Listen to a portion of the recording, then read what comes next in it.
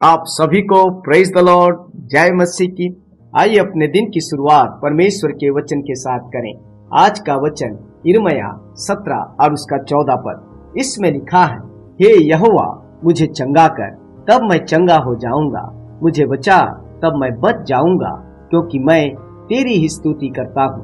प्रियो, यिर्मयाह नबी का यहूदा और यरूशलेम के लोग उसके भविष्यवाणियों के पूरे होने में विलंब होने के कारण उसे झूठे भविष्यद्वक्ता की उपमा देकर उसका मजाक उड़ा रहे थे, क्योंकि वह परमेश्वर के आदेश पर यहूदा और यरूशलेम के लोगों के पापों के विरुद्ध भविष्यवाणी कर रहा था और लगातार कह रहा था कि यरूशलेम बेबीलोन के राजा नबूकदनेस्सर के वंश में कर दिया जाएगा।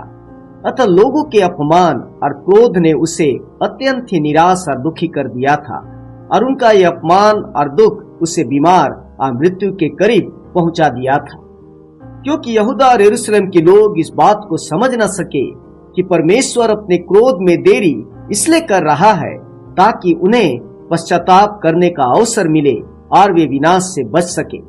प्रियो, यिर्मयाह नबी ने इन सब कष्टों के बाद भी परमेश्वर के वचनों को लोगों तक पहुंचाना न छोड़ा और न ही लोगों के बुरे वर्ताव के डर से परमेश्वर के वचन में किसी भी प्रकार का परिवर्तन किया। वह निडर होकर लोगों को परमेश्वर के आने वाले क्रोध से बचाने के लिए चेतावनी देता रहा, इसलिए कि लोग उसके प्राण के बैरी हो गए और उसे अत्यंत दुख देने लगे। अतः उसने परमेश्वर से उसे चंगा करने और उसके प्राण को उसके शत्रुओं से बचाने की प्रार्थना की, क्योंकि उसकी आशा केवल परमेश्वर ही था जो उसे चंगा कर सकता था और उसके प्राण को बचा सकता था।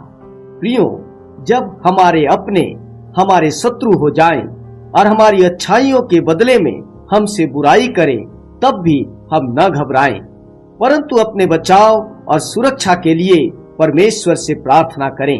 वह अवश्य हमारे बचाव में खड़ा होगा, क्योंकि परमेश्वर हमेशा विश्वास योग्य है, वह हमें मिटने न देगा। आपका दिन अच्छा हो, प्रभु आपको आशीष दे। आमीन।